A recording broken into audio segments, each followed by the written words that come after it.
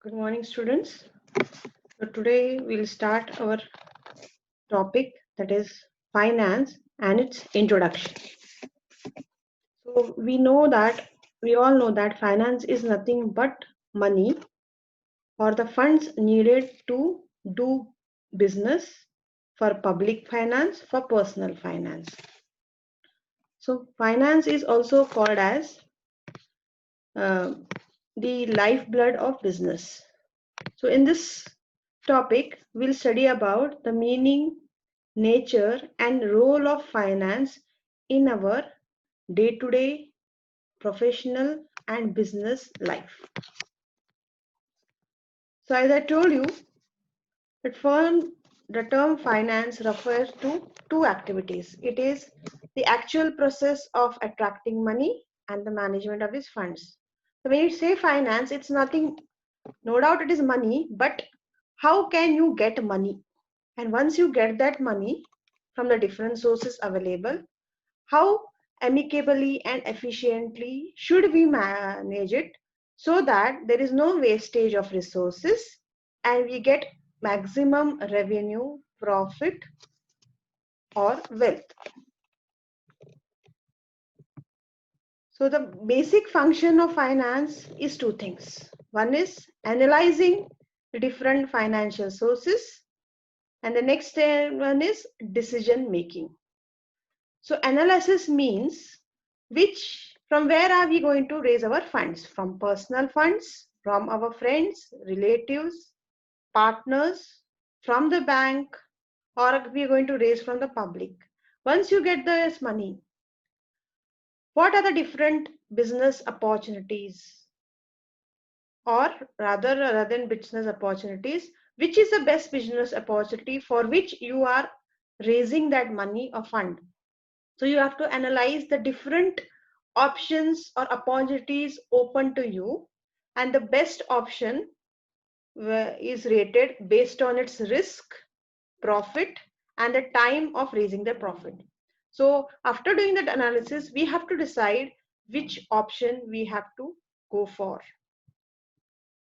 so that we will be able to pay our interest and other liabilities and thereby gain profit. So what are the different areas of finance?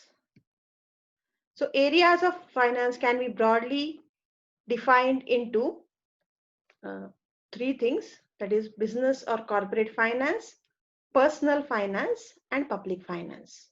So corporate finance means the firms or the company's ability to attract funds, means banks, financiers, and general public, or those who are having interest in business, make the decision to invest in that company. So the company should be so sound, or its business activity or project should be such attractive that financiers, banks should come forward to give you funds. So the firm's ability to make good finance decisions. So you get the funds, then amicably you use it so that you raise the stakeholders' wealth. When I say stakeholders, it means all those who are interested in the business directly, indirectly. It may be the investors, the prospective investors, means those in future want to put their money into business, the banks, financial companies, portfolio management companies like mutual funds, pension, LIC, and so on, the customers who buy your products, the suppliers who give you raw materials, the uh, retailers who buy products from you, wholesalers and retailers who buy products of you and resell them. So it should be attractive for each and every person who is directly or indirectly doing business with you or purchasing your funds. So also the government and general public, because you will, if you are a good profit making company, the government can raise taxes from you, which will help in public finance. Then second one is personal finance. So amount which we save or employ in different types of invest opportunities, so that it will be helpful for us for our personal needs, like for example daily needs, or when you are buying some assets for your family, or a home, or a car, or maybe you are saving it for retirement, for your parents children's education, higher studies, and so on. So all those decisions about how from your income you save money and keep it aside, so that in future you can use it without any difficulty. So that is personal finance. Then public finance means the financial decisions taken by public authorities, like for example the state union government, uh, the municipal corporation, and so on. So they get income in by the source of different taxes, and they have to distribute those funds in different sectors, right from infrastructure, defense, government employees.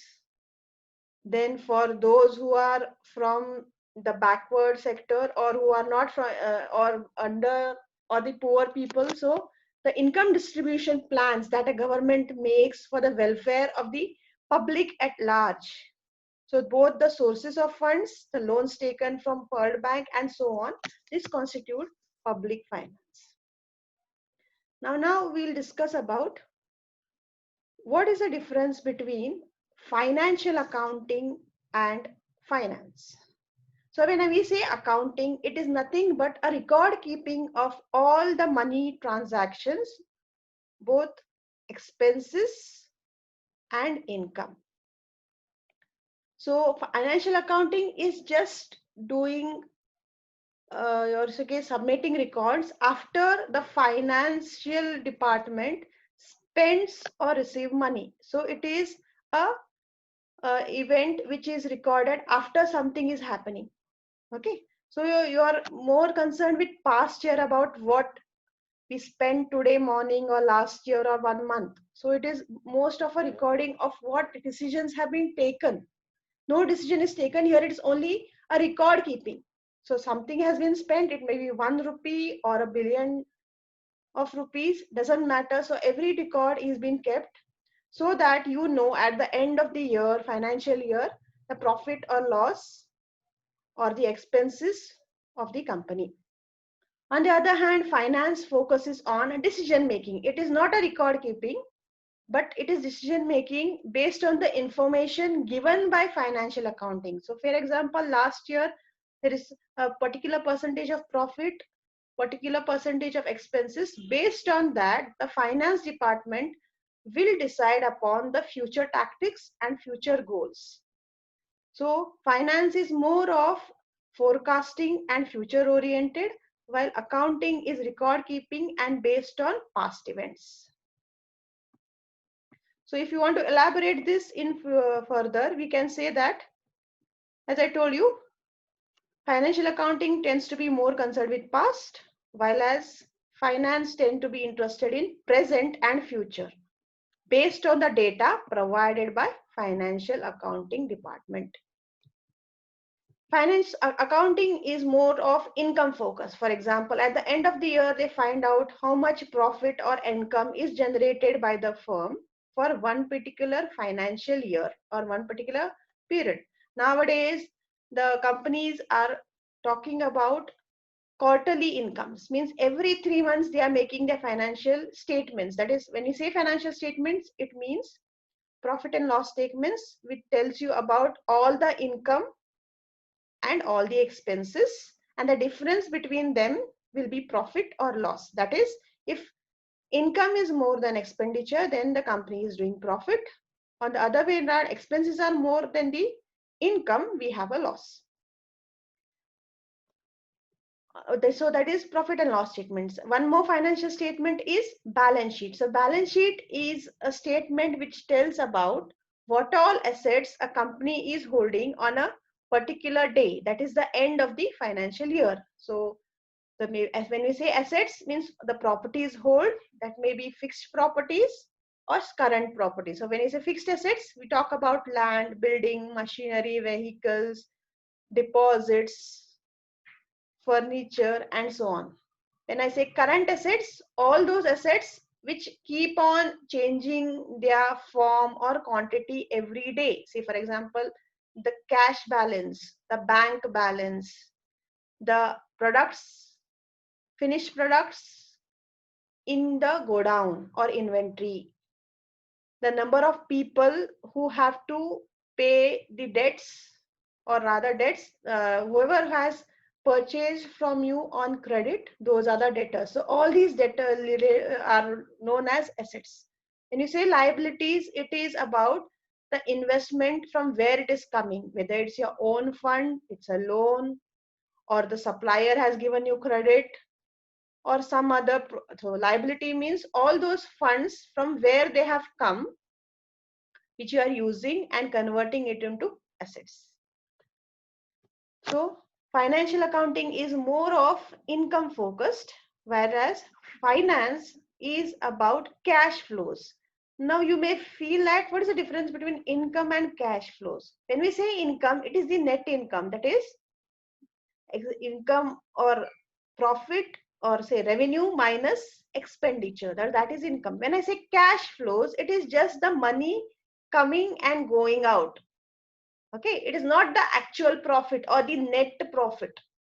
It is how frequently cash is flowing in and out of the company. When you say there are the cash flows are high, means money is coming in and going out, the turnover or maybe the investment is high.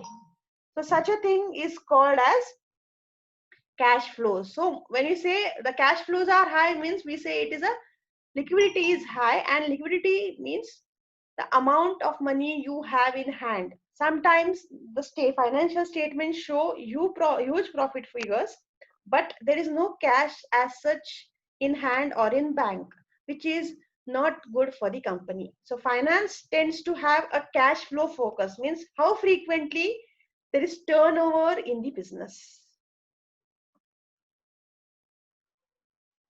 Okay, when you say business finance, we have to take three types of decisions. One is investment decision, financing decision, and asset management decisions. Now we'll study one by one about these decisions in detail. When I say investment decisions, means whether I am going to buy a product or I am going to build a product. Say sometimes what happens is, instead of making a multi component, the same thing is available outside at a cheaper rate. So we have to decide, is it worthwhile, or you can say intelligent decision to invest in building machinery, employees, labor, raw material, and then with lot of investment and time getting out the product? Or whenever you need that component, you just order it because it is available at a comparably cheaper rate, then you make it on hand. Because nowadays every say as the competition is increasing, getting components is easy. So it will be wiser, instead of investing in infrastructure, you just go and buy that product. Okay, if that component is not a major one of your business, so if when you believe that that supplier will give you the delivery in time, then you can definitely go for such a decisions. If the supplier is having monopoly, or he is not able to reach you in time, this will not be a wise decision, even though that component is cheaper. So this is one of the decisions of investment. Then the decision we may take is, what type of assets should be acquired? So when you are starting a new business, is it wise, if you are having a limited budget, to buy the fixed assets? Say for example, the building or the land. Many of us, when they are starting off new business, they tend to rent or lease such specific assets, because investment in fixed assets is really costly and it may overrun our budget. So we have to decide for a short term whether we will invest in such assets. For other assets like furniture, machinery, it is a must. We have to acquire them.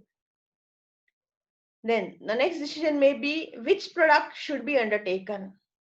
So when you're talking about choosing a product or a plan, you have to choose that product which is having continuous cash flows.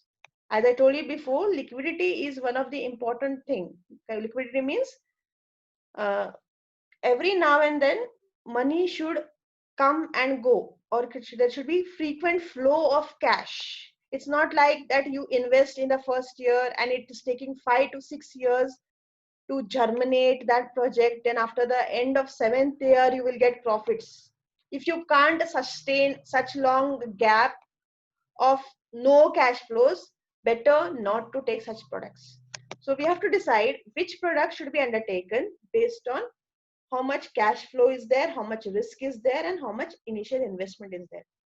Then other decisions may be, should we introduce a new product or just upgrade the old product or imitate the competitors.